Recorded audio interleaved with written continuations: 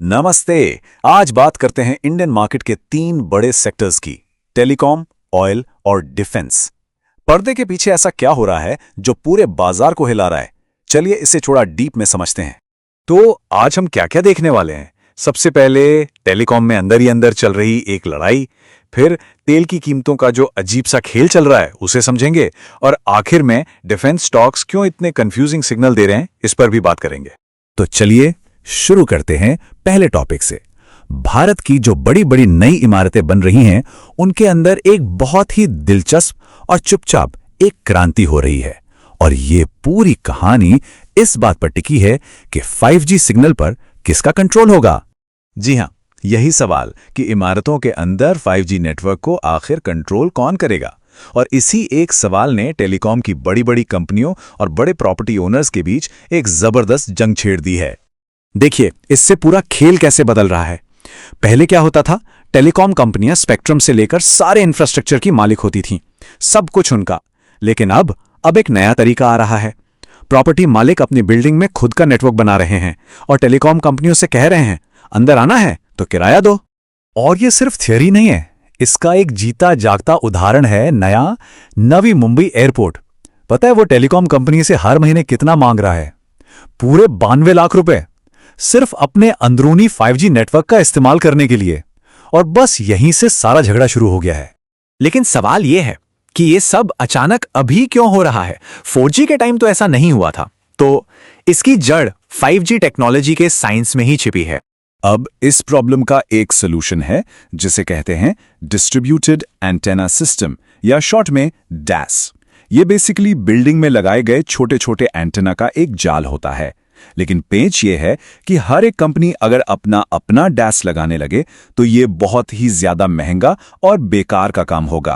तो टेलीकॉम कंपनियों के लिए नई हकीकत क्या है? उन्हें अब नेटवर्क एक्सेस के लिए ज्यादा पैसे देने पड़ रहे हैं।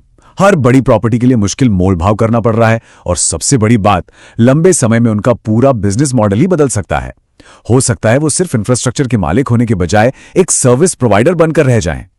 चलिए टेलीकॉम से आगे बढ़ते हैं और अब बात करते हैं ऑयल मार्केट की। यहां एक ऐसा पैराडॉक्स, एक ऐसा विरोधाभास देखने को मिल रहा है जो काफी हैरान करने वाला है।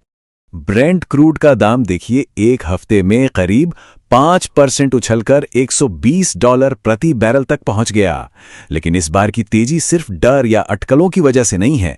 इस बार असल में जमीन पर सप्लाई में दिक्कतें आ रही हैं। तो सप्लाई रुक क्यों रही है? इसके पीछे 3 बड़ी वजह हैं। पहली, हुर्मुज़ जलडमरू मध्य, जो एक बहुत जरूरी रास्ता है, वहां ब्लॉकेड है। दूसरी, इराक और कुवैत जैसे बड़े तेल उत्पादक देशों ने प्रोडक्शन कट कर दिया है। और तीसरी, रिफाइनरी और पाइपलाइन जैसे एनर्जी इंफ्रास्ट्रक्चर पर हमले हो रहे हैं।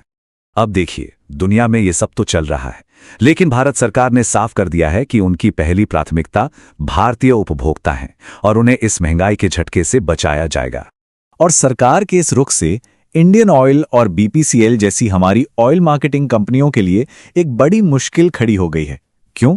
क्योंकि उनका कच्चा तेल खरीदने का खर्च तो आसमान छू रहा है, लेकिन वो पेट्रोल डीजल के दाम बढ़ा नहीं पा रही हैं। नतीजा, उनके मुनाफे पर जबरदस्त दबाव है। तो अब मार्केट एक तरह से दोराहे पर खड़ा है। एक रास्ता है कि ये झगड़ा जल्दी सुलझ जाए और तेल $80 पर आ जाए। दूसरा रास्ता है कि तनाव लंबा चले और तेल $150 का ऑल टाइम हाई बना दे।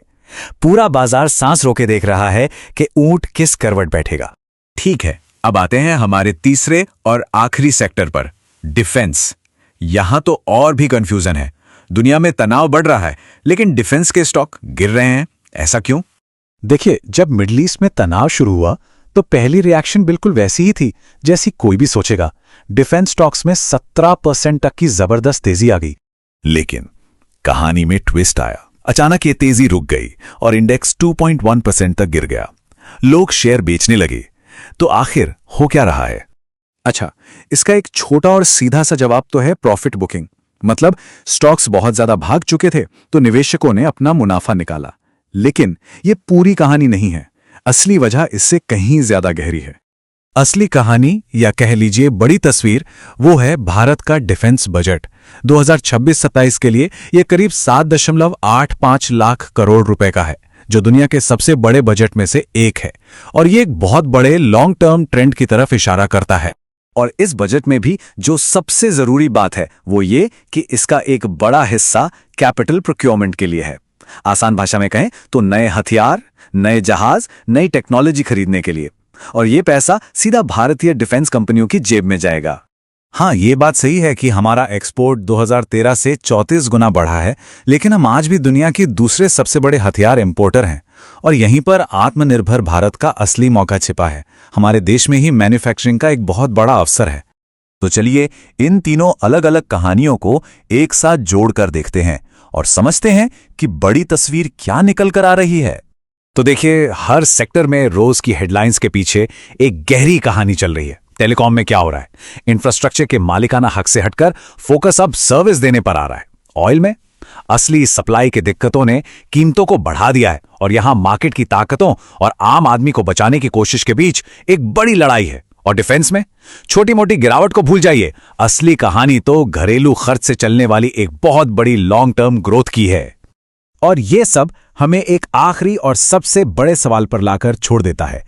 आज के बाजार में ये जो झटके लग रहे हैं, ये कहां खत्म होते हैं और लंबे समय तक चलने वाले ट्रेंड्स कहां से शुरू होते हैं? इस फर्क को समझना ही शायद आज के दौर की सबसे बड़ी चुनौती है।